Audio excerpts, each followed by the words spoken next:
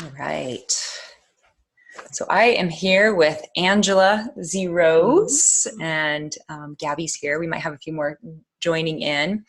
And Angela, I was introduced to Angela through Gabby. Gabby met Angela and said, "Oh, you've got to talk to this woman. You're going to love her. She's amazing. And she's the exact type of person that you love to serve." And it is. Angela she represents really the epitome and the archetype of the woman that I feel called me to do the type of work that I feel called to do. Right. Because you have a lot of gifts and talents and magic that the world really needs, and money's getting in your way, isn't it? Yes. Yeah. It's getting in the way of being able to serve and bring those gifts to the world in a really incredible way. So Angela Z-Rose, I think that is the coolest name. Thank you. And yeah, I love that name. So it is magical, man. Yeah. And Angela is an energy light worker, who channels spiritual beings who are here to help serve us to evolve spiritually, as well as Mother Earth. Right. Yeah. Yes. It's definitely a gift that we need, and it's one of those challenging gifts to sell too. It's the invisible. Yes. Whenever you sell the invisible, it's tricky. That is. It is. Yeah. It's tricky for me, and it's still, even though as long as I'm doing it, it's still being comfortable in doing it. Yeah. Getting to that comfortable, it's okay. Yeah. And we talked briefly today. I didn't get into coaching yet because I wanted it to be fresh, but we just connected to hear a little bit of her story. And, Angela it's such the story that I hear. It was my story too, where you feel called to do something and you're led by the heart. And I think a lot of women are. They're heart led. They want to serve. They see that they can. And you have, over the years, really developed these gifts and these intuitions and your magic to really be able to serve. And when you see somebody in front of you that you just want to help, you can't help but help them. Right. And you do, and it exhausts you, and the money exchange wasn't such that it's sustainable for you to keep giving more. Right. There for a while, I was giving it away for free. Oh yeah, that's a very common theme I see too. Right. And then you start undercharging and giving it away. Right. Yeah. And then you're charging, and then you're getting comfortable with that, but then you realize you're undercharging. I did move to Aspen for a while, but when I came back, I did see that charge went up, the value went up. And then I went to Greece for a while, and then it went up again. Interesting. And there for a while, it was coming in, but it seems the past couple months, there's been almost like a shutdown. Yeah. Cool. We're going to dive in. Before we dive in, we're going to do the awareness practice. I always start my sessions this way because it's we'll just drop in and connect. And so for those of you watching the replay, you can take a minute to do this practice along with us and just see if you can notice a subtle shift in the energy. It's really powerful. It's really cool doing it with an energy light worker by my side too. So, okay. So what we're going to do, awareness, whenever we become aware of anything, we slow down. And when we slow down, we have access to things we don't have otherwise. Okay. And so this is a process of using our body, our environment to become aware, to slow down. I always invite a genuine curiosity into this too, because genuine curiosity does some other really cool stuff for us. And so if you want to play around when you get aware of something, if you sprinkle it with some genuine curiosity, you can kind of see if that slows you down even more, or to see what happens. And then what Angela and I are going to do is we're going to verbalize a few things that we're present to physically, a few things that we're present to emotionally or state of being. And I'll go first to kind of model for you how to do it. Because you'll see how that shifts the energy too. When we say aloud to the person that we're with, it has this really cool way of quickly connecting us. Okay. So, and those of you watching, try it along with us. So what we're going to do first is we're going to close our eyes for just a minute, so that we can become aware, so that we can slow down. And then I'll start us off, and then I'll ask you to go. So, okay.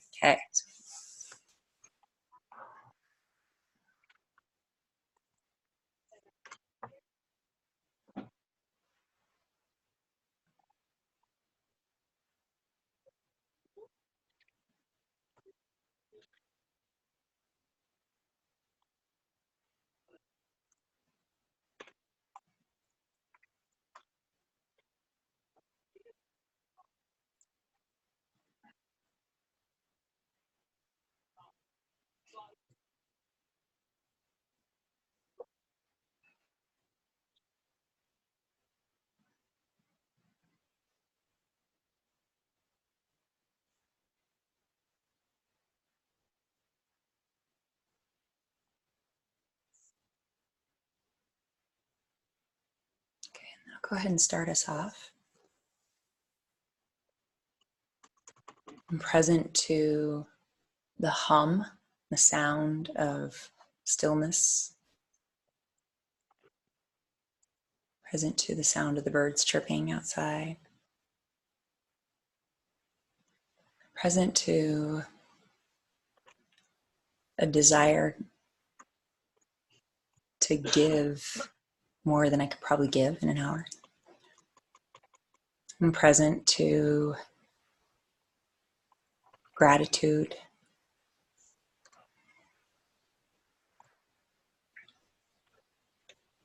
Present to reverence. Thank you.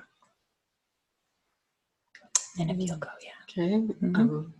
I'm present to right now. It's like I feel this kind of like this heat, the upper part of my body, that up around my ankles, there's like a cool swirled, like a little breeze.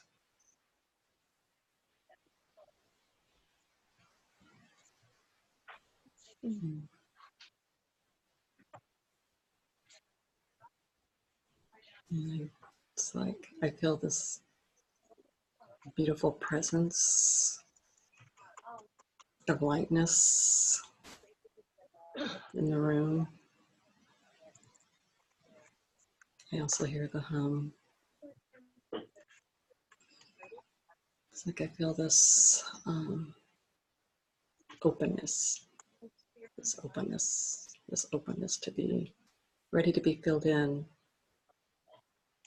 with your knowledge. It's like I'm an open vessel right now, ready to be filled in. And I can feel like my heart opening to my heart. And it's like this readiness, this awareness of readiness.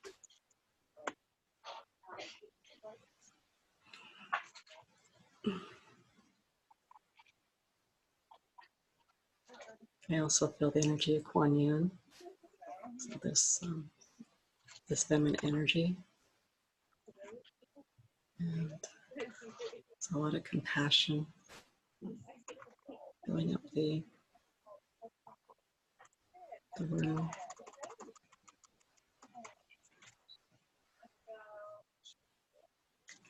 I'm complete. Thank you. Just notice if you can feel a little shift in the energy. Yeah, a lot lighter. Yeah, a lot of times when I do this with every client that I'm working with.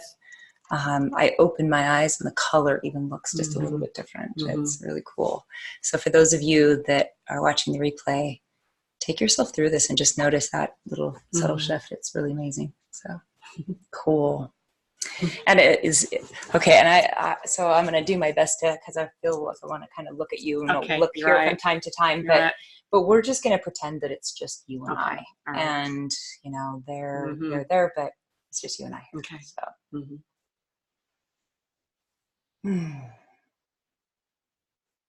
What? Actually, let me just, I want to do, whoops. Bias. I'm going to make this for, I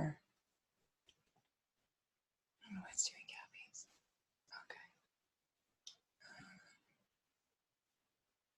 I guess that's better. I was just going to say for the recording, but okay, so, and I kind of set the coaching container before we jumped on. So you kind of know that container. And I made a commitment to not holding anything back and not attached to being right. But so a lot of this process for me is intuitive. So I may stop you from time to time and just say, hang on, let me go in.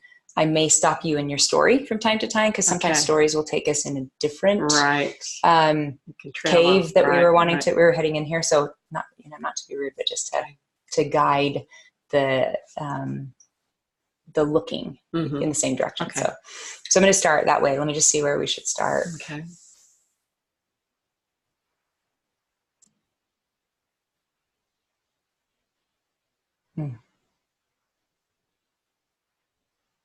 Okay. So Angela, if we were to have a conversation right now the conversation that would change your life, what would that conversation be? What should we talk about? I think it's more like having a cheering section.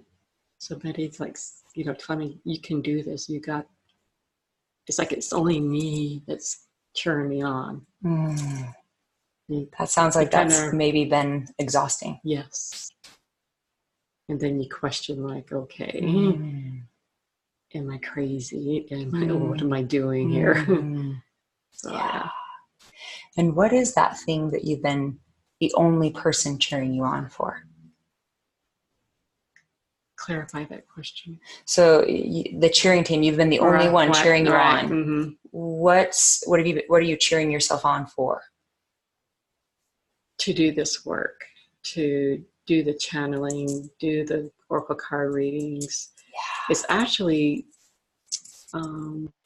performing in a different way, a different paradigm compared to what I grew up in. Yeah. That was conditioned, like, okay, this is how you be secure in your later years. So being a trailblazer and a pioneer, and in a world that, nobody's, and are they not just cheering you on, or is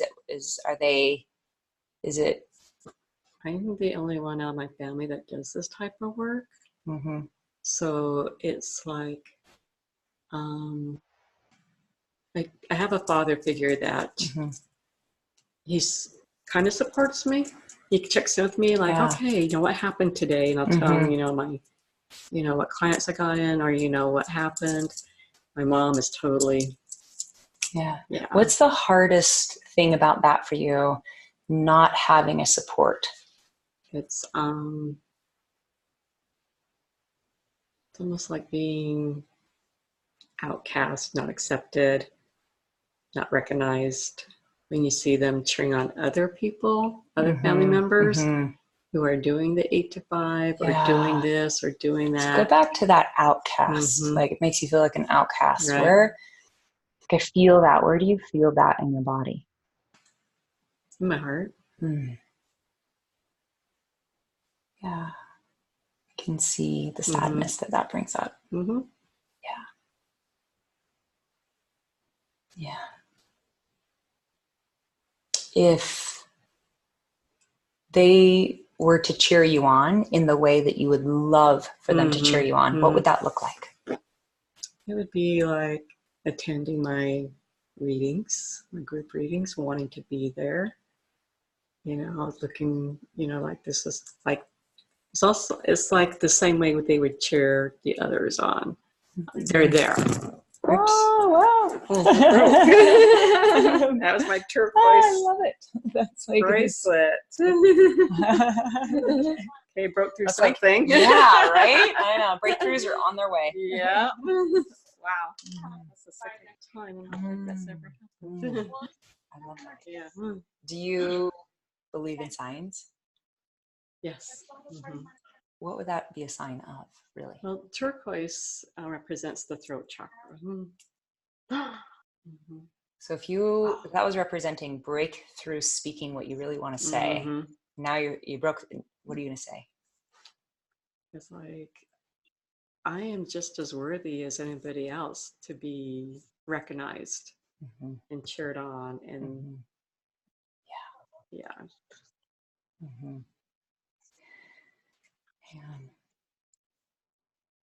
I have a sense that because you're not being cheered on the way that you want to be by your family, you're making it mean something about you. Yeah, I'm not good enough. It's not valued. It's not recognized as. It's just not recognized. Yeah. And is that I'm not good enough been a familiar pattern in your life? Yes. What's your earliest memory of I'm not good enough?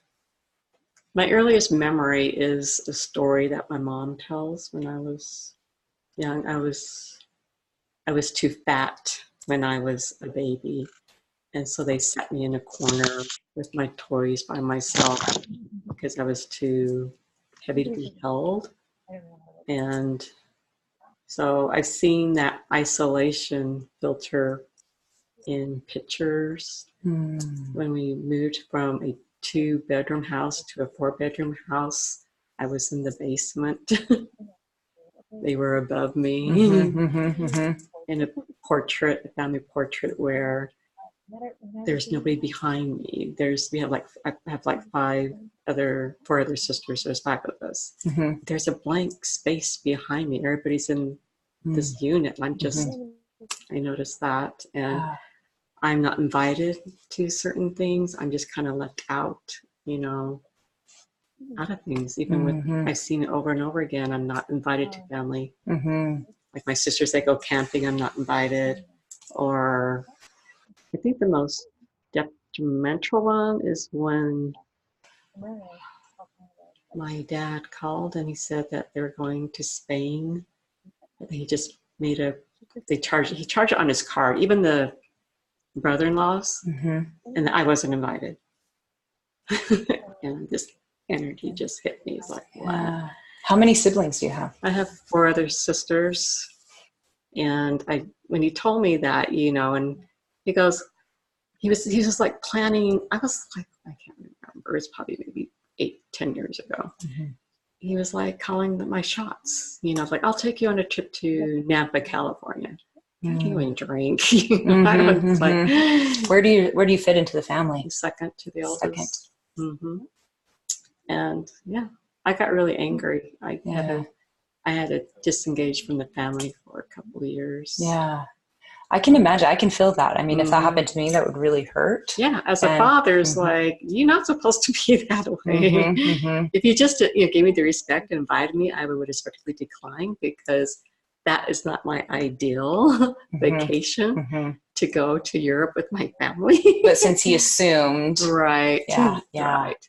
So do you have, other than that interaction with your dad, what's really interesting is a lot of your memories about not being good enough in childhood come from like a picture or your mom telling a story. Do you have an actual recollection of being in the experience of being in that corner by myself, playing with my toys? I don't. It's her words that she would tell everybody. Even when she would tell everybody that story, did it make you feel I'm not good enough? Yeah. Yeah. First of all, I was too fat. I was too fat as a kid too, which is so funny looking at you. She's so petite. I couldn't even walk until I was 2 years old. That's how she labeled it. Yeah. So. Outside of your family, is this story of I'm not good enough? Does it play out in other places?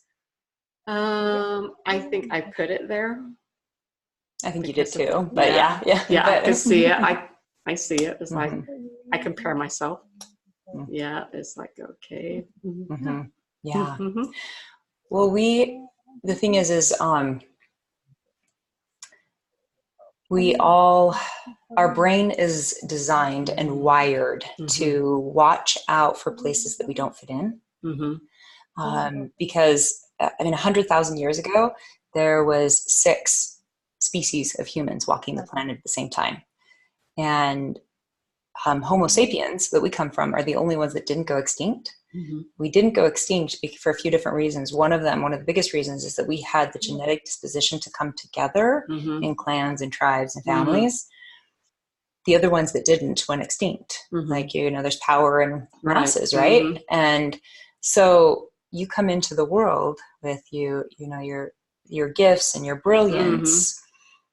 But if we pick up on anything that is, having us be an outcast or this, our brain is wired to say, Angela, make note, there's something wrong with you. You're not good enough. You need to adapt so that you can fit in.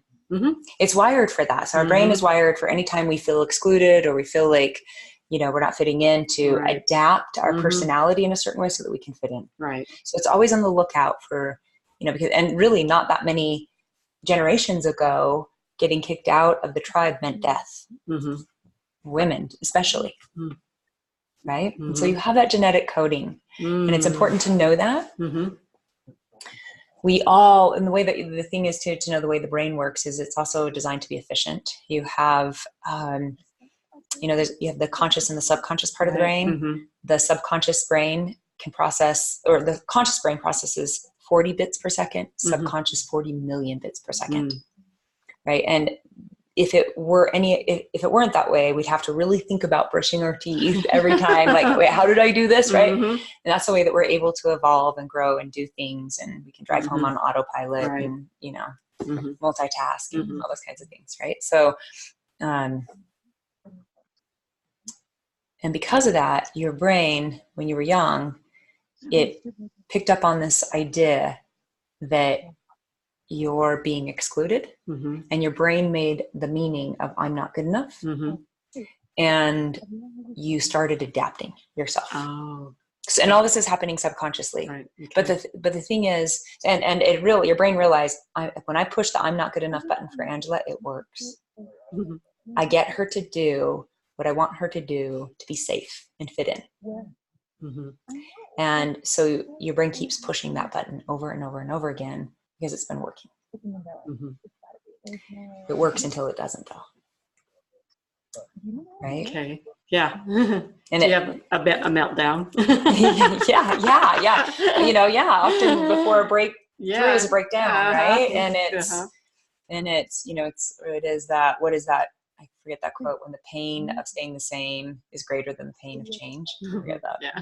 That it's a good one. I haven't heard that one. And I see that you're there. I see that. I also believe in signs and coincidences and all those kind of good things. And I just believe there's no coincidence. It feels kind of coincidental the way that we're sitting here today, doesn't it? Yeah. Like, who knew? I didn't plan on this morning. Yeah. Yeah. Hang on just a second. Let me see where to go from here.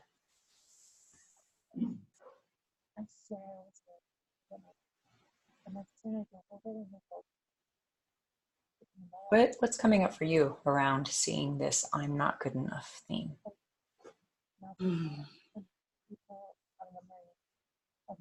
This word that's coming up is a trap. A trap? It's a trap. It's a trap. It's a trap. Say more. It's a trap. It's a trap. It's like it's a trap that I keep stepping into. It's like I see those hunters that have like the bear, those things that go like this, and I'm stepping into it, and it just like, it's painful. Yeah. And I keep doing it. Yeah. I feel like, okay. Yeah. It's like I get out of it, I release myself out of it, but then it sets up again, and then it's like. Yeah. Yep. What does I'm not good enough? What is that trap? Tell me about the world, this trap. What is it creating in your life? Well, it's holding me back. It's like I see my feet's in it. I'm trying to get out of it, but it still has its grip on me. Yeah. What's it holding you back from? My destiny. Oh, I really felt you when you said that. My destiny. What is your destiny? Because I really get with you. You're in touch with what that destiny is. More people than I usually have this conversation with, you more than most are really in touch with that. What is that destiny? I'm supposed to be in front of people, channeling, giving messages, preparing them. I don't know. I see parents, I see children, especially the children. The parents assisting the children, these new children. They're coming in now. They don't know how to. Yeah. I'm going to move the microphone over to you. Okay. I'm a little louder than you, so I'm just going to move it around. Okay. So yeah, it's always been about the children and preparing. We need to see the children in a different way. we need to build that environment so that they can open up their gifts. What is it if I'm not good enough, if that trap, that bear trap, if I'm not good enough wasn't in the way anymore, and you could fully move forward in your destiny of getting in front of people and channeling and helping people prepare the way for children to open up their gifts, what's the difference that you can make in the children's lives and in people's lives and the world?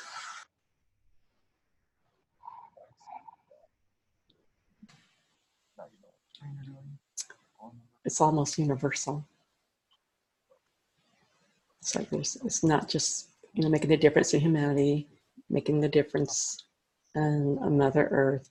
Yes, that's all part of it, but it's also on a more grander scale. Yeah. Speak to that, will you? It's like they're just showing me it's like universal. It's like the energy just goes out into the ethers. So it's just not serving this dimension. It's serving others, other dimensions. Yeah. It's almost like it's breaking down dimensions that aren't of the light. And it's interesting because as you talk about it, on one hand, that could seem like, wow, that's a really big job. Yeah. But when you talk about it, it feels like a very, there's a lot of ease. And it's just like, it feels effortless when you talk about it. And then when I go out the door, it's like, because it's a different story. When you're in that space and in that, it's like, oh yeah, I get it. And then when you go out, the world doesn't really doesn't hold space for those kinds of conversations. I get that. Yeah. And that's been basically my life. It's like when I'm in my own container, my own apartment, when I had one space, it's like, yeah, I'm doing great, but when I go out that door and really have to participate in this. Okay, well, let's go there. Let's talk about that, because that's so what you want is to step into your destiny, to do the channeling work you're called to do, and to play the role in that universal that you're meant to. Right. Thank you. Let's talk about the barriers. So when you get to step out in the world, so what's stopping you from doing that work?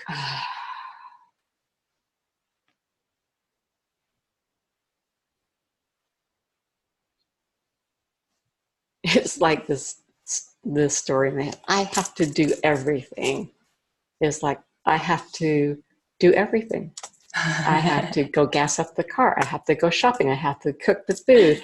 I have to. It's so funny because it's such a juxtaposition, the opposite to that, like the big job of this universal, working with this universal and all dimensions and all of this, to then stepping, that's so easy. Right. And then when you step out into the world and all this worldly stuff you have to do feels so hard. Yes, it comes at you, it's like, it's the money thing too. The taxes on the car, it's just being supported here in the 3D.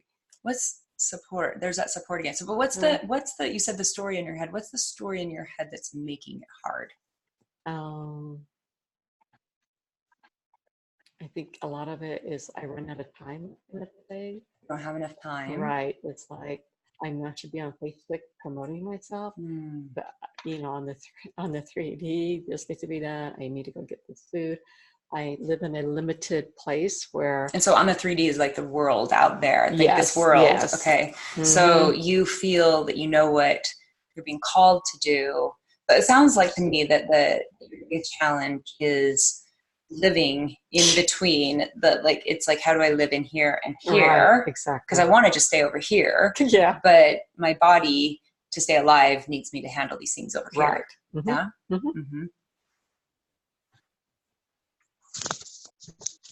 How does I'm not good enough make that? How do I know? Really hard. I don't feel like I'm performing or getting I think results that I want. With what? With money. with relationships, with my health, with everything. It all ties in. It's like a domino effect. And when that conversation goes, what happened? What is it? How do you experience life? What does your world look like? It's, well, I mean, the male mode or the female mode, and it's feel like I'm more in the male mode because I got to take care of things. I got to provide for myself. I got to take charge of everything. There's no really clear this. Leaning back. It's like, how, it's like, I need a vacation here. I don't know how I'm going to do that, or else I'm just, I burn out.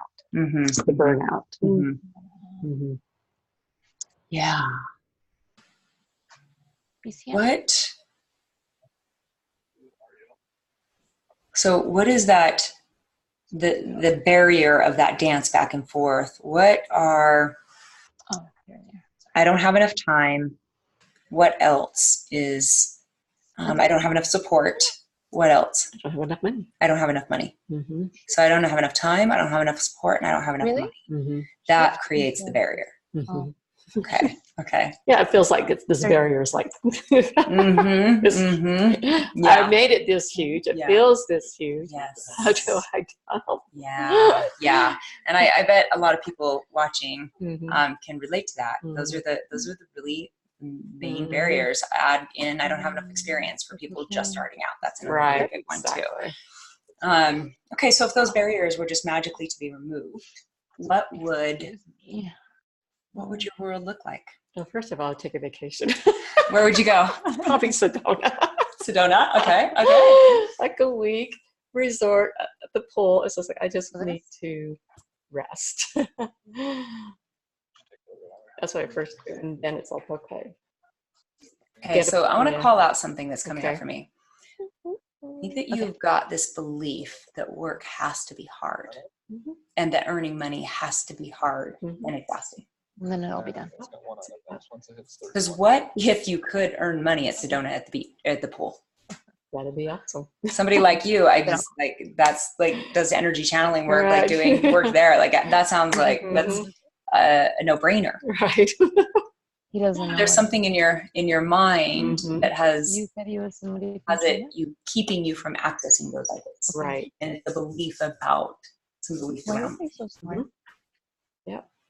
So what's coming up is the culture.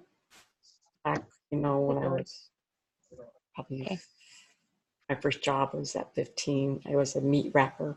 My dad was a meat cutter, so I would go. And when you say the culture, do you mean the Hispanic culture? The Hispanic culture? Culture is like you need to work hard. You need to work hard. You see how hard they're working now? They're gardeners. They're housekeepers. It's all physical. So I'm curious because, and this is one of the success paradoxes. In clients that I work with that have reached higher levels of success, they will have this guilty thing that it's so easy. And I think when you're in your zone of genius, it should be easy. And you clearly have a zone of genius. I can feel, I'm experiencing it with you, just being in your presence, your energy, all of that, your gifts, your supernatural gifts feel very in that zone of genius. It's not, I'm just dabbling in this. It should be easy. Yes. And if making money has to be hard, can you see the correlation between how it wouldn't work in your mind to be able to make money doing your gifts? Yes. Yeah. Why does it have to be hard work to make money? I think that's what it's trained with those. And it was just cut and dry. It was just cut and dry. You go get a job. You stick with it, the same job. What would it mean about you if making money, making a lot of money was really easy and you did it doing the channeling work that you love? What would that mean?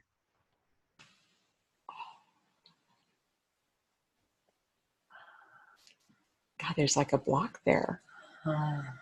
It's like, no. Yeah. There's that block, and it feels it's that training I had when I was young. Yeah. Yeah. Would you be willing to go into that block? Yes. Can you see that this block, if you were to, change that or work with that, could really open up a lot for you? Oh, yeah. Can you also see, unless you worked with that block, you couldn't create a future anything other than some version of the past? There's no way.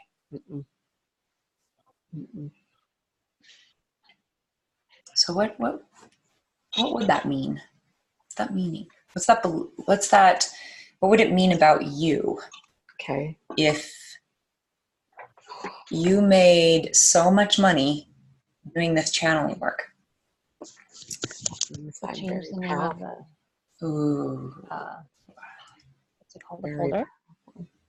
And then what's the next one? And what does it mean to you to be powerful?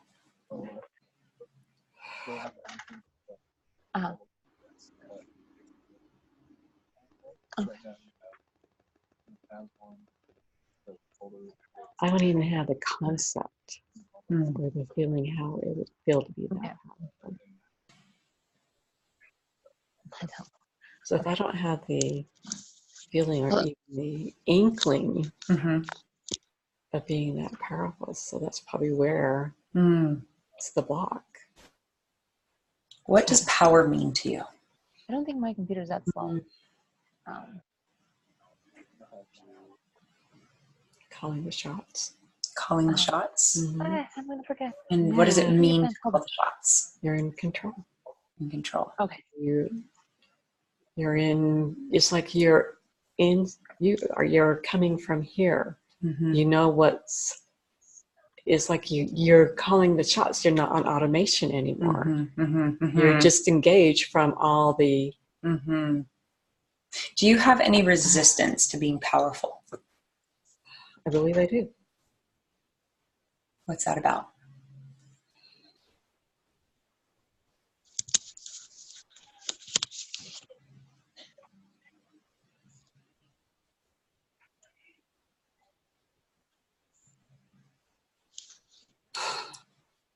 I'm not a good enough channeler. If you're powerful? Right. So it's like, I don't believe that what I do is, I don't believe I'm there. So what's there? Fully engaged. I really don't, it's like sometimes I will sabotage myself. Maybe I need to learn this. Maybe I need to learn that. And they keep saying, no, you're there. Yeah. So it's Can I offer a high flame coaching thing? I think you might be making it too much about you. Yeah. Because isn't channeling nothing to do with you? Exactly. You just open up and you're a vessel. Yeah, it is. Again, it's like I'm looking at me rather than it's like, how can I serve them? Yeah. How can I serve? Yeah. And playing with that phrase, how can I serve? How can I serve more people? Yeah. And I think I'm not good enough can actually serve you here. You can turn it into something different. Okay. You've been making I'm not good enough all about you too. Yeah. Yeah. It's the same story, you know. It's just and recognizing that, okay, this was the survival pattern, the survival instinct that I did, the story that I made up. There's an analogy that I use that of a monk on a really important journey, and he comes to a river, big and wide, and he can't swim. So he spends a great deal of time building a raft. When it's done, he's able to get on it, successfully get to the other side. It worked. It was true. The next part of his journey is there's a big steep mountain up ahead. Is it going to serve him to carry the raft up the mountain? Sounds ridiculous, right? You are carrying, sister, that I'm not good enough raft up your mountain. Right? Because it served you in the past. Right? And so there's a process I like to do, belief transmuting, of turning the raft into a walking stick that works really well. Let's do it with you, and then we'll come out of that process, And see if I'm bullying people. step into channeling in a way that it's not about you. Okay. So you don't have to get to here. There's no getting here or anywhere in channel. You're just showing up and willing. That's it. So you can get yourself out of the way. Okay. Okay. Go for it. Okay. So close your eyes. You traumatize But I'm not good enough into the head. And in the head, can you identify being in the head space? You can see how it served you in the past. It maybe pushed you and protected you. Can you see in the head, it's all about you? You against the world, you against your family, you against. Does it shut you down and make you feel small in the head? Yeah, it makes me feel tired. yeah. Drains your energy too. Yes. Okay. Now drop from the head down to your heart space, Anahata chakra, into your heart space.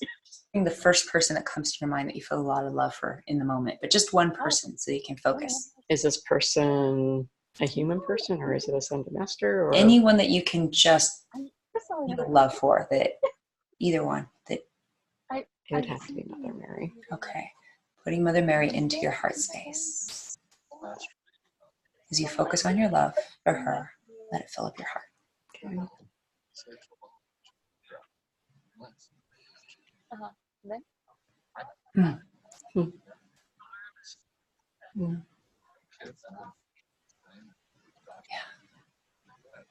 You notice how that love quieted your mind just a bit? Is that okay? That's cheating. I feel like that's cheating. We're just going to use the heart and love to quiet the mind, to drop down to your soul. So from your soul, going down into your soul, your place of infinite truth, all-knowing wisdom. Can you go there? From your soul truth, and peek up to your head and just look up at your head's version of I'm not good enough. Is that even true? Your head's version. No. You're so great. You're so great. Your wisdom is spot on. Okay, but we're going to stay in your soul truth for a minute. Go down to your soul truth. Now we're going to drop that belief of I'm not good enough into your soul, let your soul receive it. And let your soul show you a version of I'm not good enough that is exquisite. I'm not good enough. Like, perfectly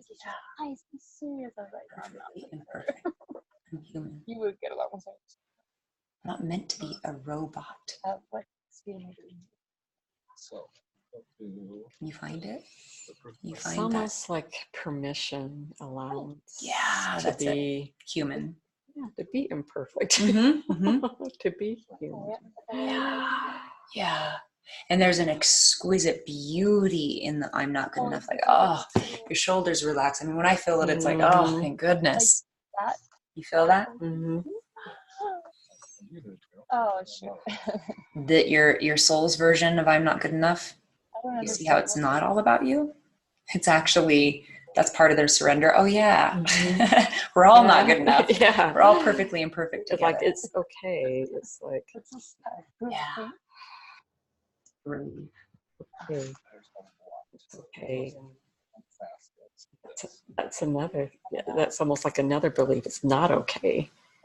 You know, but it is okay.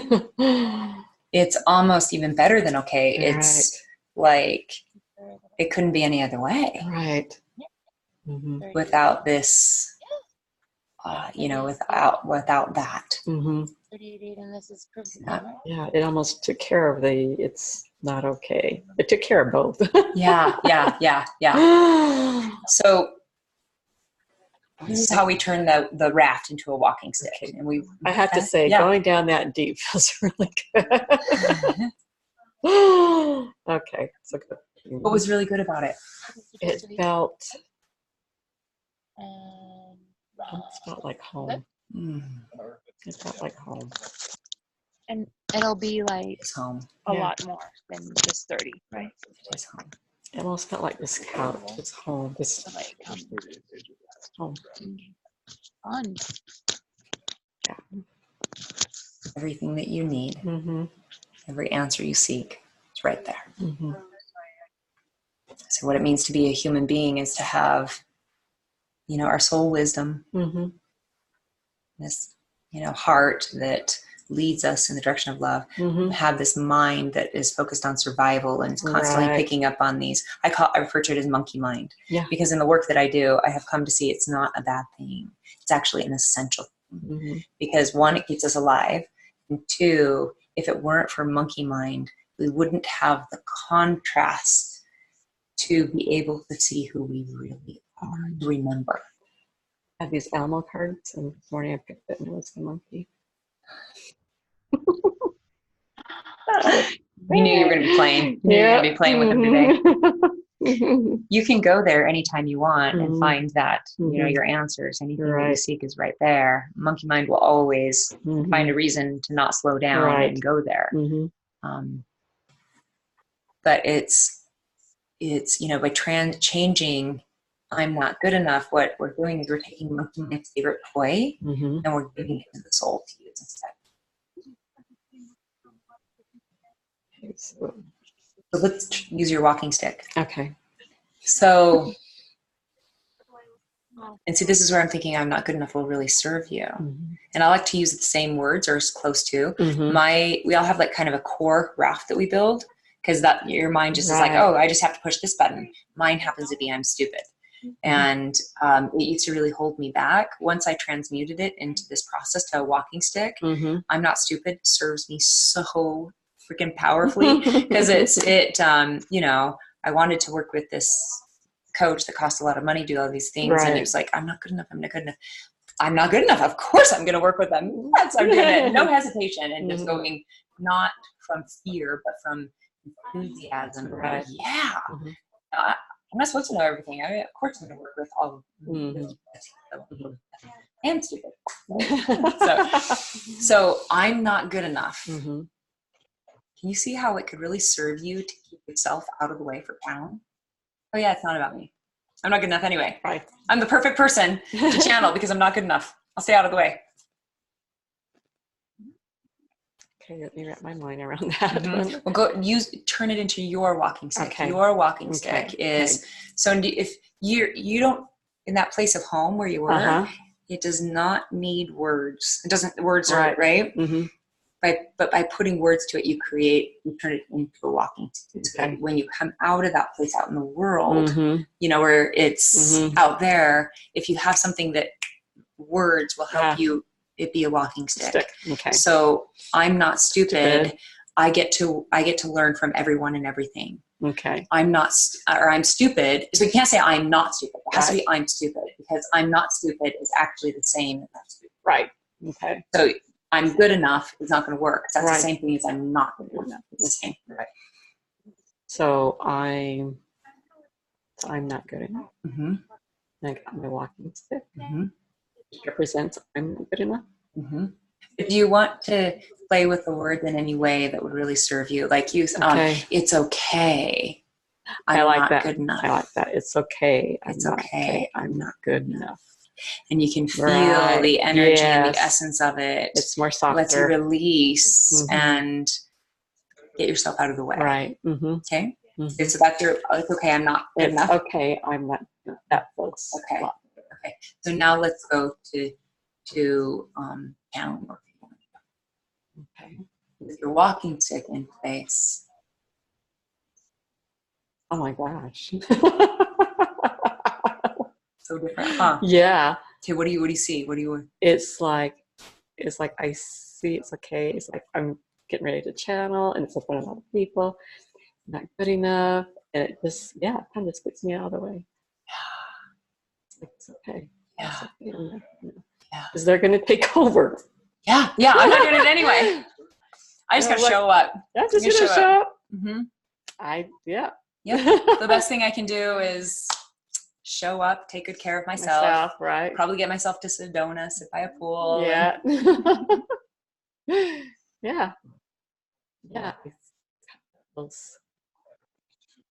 It's like going on vacation. Now let's create your future. Okay. All right. With a future with I'm not good enough in a walking stick, what could it be? So here's how we're going to do that. We're going to pretend that the rest of our conversation today is extraordinary. In this Mm-hmm. conversation, you get crystal clear on exactly what you want, and Mm-hmm. you make a very powerful declaration on how you're going to go get it. And I give you this magic wand, which is a pen that, and you got your magic crystals and all of the, and but the magic wand, what it does is it removes any obstacle that comes in your way for the next 3 years. So anything that gets in your way or isn't working out, this magic wand resolves it for you. Okay. And we don't see each other for 3 years. Okay. You come across 3 years goes by. You come across a notebook you had from our conversation today. You open it up and you have a holy shit moment. Everything that I declared I was going to create has come about and more. You're so blown away. You have to come back over to my house and share with me. Okay. Yeah? Yeah. Okay. So you're going to tell me what's going on in your life. We're going to pretend 3 years into the future is today. Okay. Angela, it's so good to see you. You look amazing. Thank you. Same wrinkle cream I'm using. You're growing younger. Oh, you're glowing. I know that our conversation 3 years ago was really powerful, and I've been following you a bit. It's been creating extraordinary, haven't you? Fill me in on what's going on in your life. Well, first it came up is I'm on the circuit. I'm on the circuit. It's like I'm traveling. It's like I'm being booked. So don't say it's like I'm being booked. I'm being booked. It's like like my children have jumped on this and they're assisting me with they're helping me with this channeling. Amelia's doing the booking. Andre's doing the driving. He's setting up. He's doing the computer thing. Lucas is coming along just for the ride. We're having a lot of fun. My parents are even attending some of them when they can. Yeah. I mean, they have their lives with all the other grandchildren, so they're even coming. They're even talking about what I do to the family. I'm getting recognition. I love this traveling. It's so wonderful to meet all these people that I'm serving. Tell me about the lives you're changing. It's these parents who they're like in their 40s, 50s, and it's like they've been given these children out of maybe this, their children passed away or something like that, or just all different various stories, and these children that are seeing things, talking about things, they know things that they know their old souls, and they just don't know how to take it. And a lot of it's their diet, because a lot of it is their environment, how to create the environment for them so that they can handle being here and the energies. You're such an angel to the children. Feels that way, yes. And you're helping be that bridge between their parents to help the parents know how to care for these crystalline children. Wow. Yeah. A lot of them are autism. A lot of them have special needs. I mean, they all are special. Yeah. But there's some that need more special needs than others. So it's really fun. What's it like for you to be on the circuit, traveling with your kids?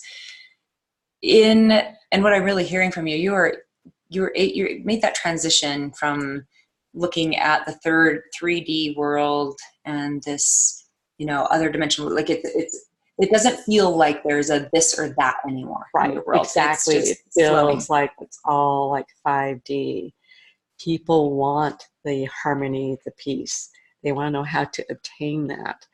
And that's where they come and see me, because I don't even know. It's through the channeling that it comes through. How did you, looking back, how did you make that transition between looking at the world separately? Separately, how did I make that transition? I think I lived in each of them for a while and then slowly kind of meshed them together. So stay looking in. Yeah, you're on the circuit looking back. Okay, so it it was how they guided me. You allowed yourself to be guided. Right. It was okay, I'm doing this today. Okay, I'm doing that today. And synchronicity and I love synchronicity. That's one of my favorite things, synchronicity and being aware of that. So it almost sounds to me like you just decided to go in that 5D and trust. Yes. It's a lot of fun there. And trust. And know that, within that 5D, you're using the 5D as a place to come from. Right. Not a place to get to. Right. And that anything that in the 3D, you handled it from the 5D place. Yes, I did. Yes. And then it's just you're living it. Exactly. That's how it happened. And I'm living it. Yeah. And it's amazing how when you do that, how people look at you differently. My children started to look at me differently. Yeah. How did you handle being the outcast? Because that's definitely an outcast thing to do. Oh, yes. It was hard. It was really hard. And it's just meeting people like you, breaking those barriers. And I believe it's just you get to a point where you get tired of your own story. It's like, okay. What was the story you got most tired of? Being an outcast. Oh, okay. So you just decided to ditch that story? Right. Nice, nice. Just being outcast. Actually, like that's maybe you transmuted the outcasting too. Right. The outcast, there's no other way to do the channeling work you're going to do without being an outcast. Right.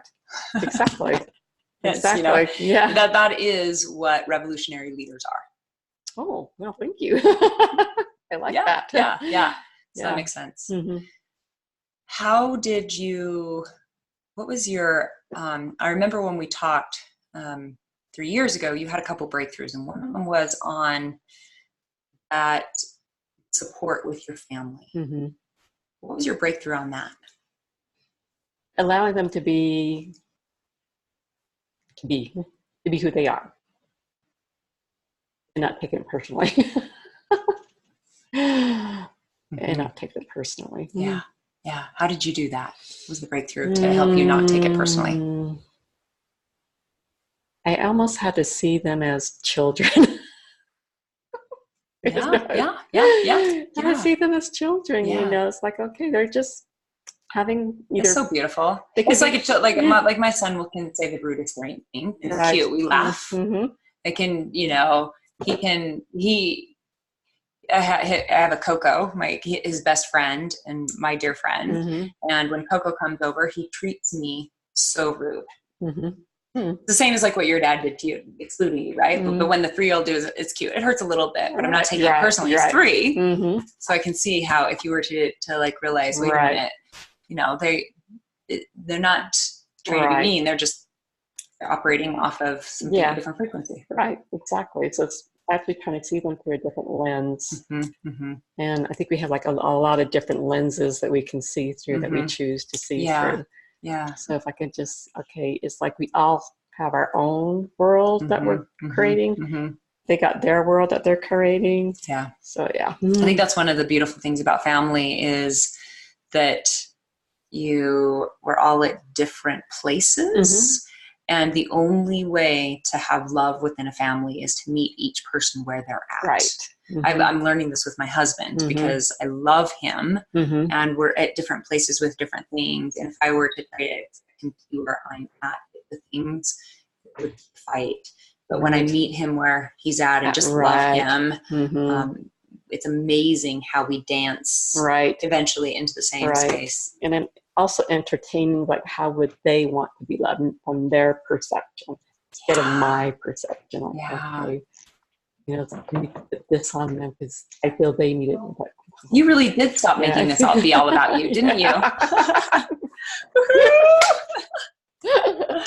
love it. Yeah. I remember you had one other big breakthrough 3 years ago. What was it? That really helped you create all of this? Being okay with not being good enough. Not being good enough. As far as channeling doing this. Yeah. I always felt this need that I need to learn something else to improve it. when they kept saying, no, you don't need it. You're fine. Yes. This is where we want you at. This is like, you don't need to work anymore. Just allow it. Yeah.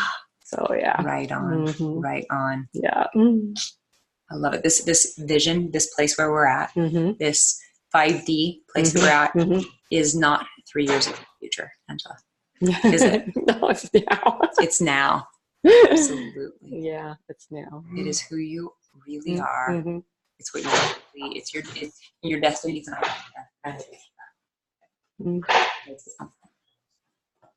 And I have to tell you, I always knew I was going to be interviewed. Like one day. And probably many more. Yeah. Yeah. Yeah. Yeah. Right on, sister. I'm so proud of you and so thank you. Honored to get to be in this conversation with you. I really, really feel you. I mean that. When you went to the heart space, I got emotional. That's never happened to me and anybody that I've taken through this process. I could feel that emotion. Oh, thank you for letting me know that. Really powerful. Well, I needed to hear that, apparently. Yeah. To know that, I needed to hear that. Thank you for that. Yeah. Is there anything else you need? Maybe a hug. You got it. You got it. Again, you should really trust the magic because I mean, this is, I've never done this in this way with the person sitting next to me. And I want you to also take that as a coincidence you created. And there's a lot of stories you can make up about why it had to be this way because, I didn't have the internet and Right. But if you, in the 5D world, it's magical, isn't it? Right. In the 3D world, it's shitty and this frustration. But in the 5D world, it's like, oh my gosh. Yes. And I really get when you live in the 5D world, stuff like this happens all the time. Yes. Bracelets breaking. Right on. Thank you. Yeah.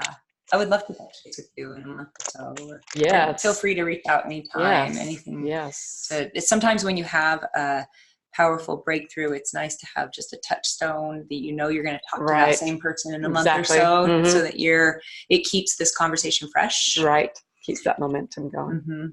The other thing that I have come to realize in this work is that when you create that walking stick, your original raft was created through an experience. The Buddha says that the only way that we can know something is through a direct experience. And the only way to have a direct experience is through the body. And so we do it through action. That creates an association in the brain. And so the more that you can put this walking stick to use with action, the more it solidifies I'm not good enough being a tool of the soul rather than the monkey mind. So I often recommend, intentionally, like in service to it's okay, I'm not good enough. In a liberated way, take action in service to that as much as you can in the next few days. Because the more that my monkey mind doesn't have a chance with I'm stupid anymore. It does not have a chance because that is my soul's favorite motivator.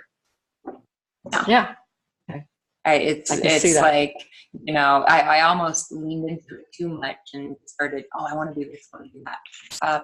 I can see me doing that. Yeah. But go ahead and play with it a little bit, like lean into that, play with it. Because when you do, I won't have a chance with them. Come up with other things to work on, but I'm not going to its strongest block for you. You've given it the soul now. Cool. Thank you so you're much. Welcome. Thank you. So appreciate you. And thank you. And we'll be doing this again on August 10th. So for those of you watching the recording on August 10th, not August 10th. I keep saying it wrong. August 7th. We're going to be going back to the first Wednesday of the month. The holiday will move to the second Wednesday of the month. So thank you again, Angela. Thank you. Okay, bye. Bye.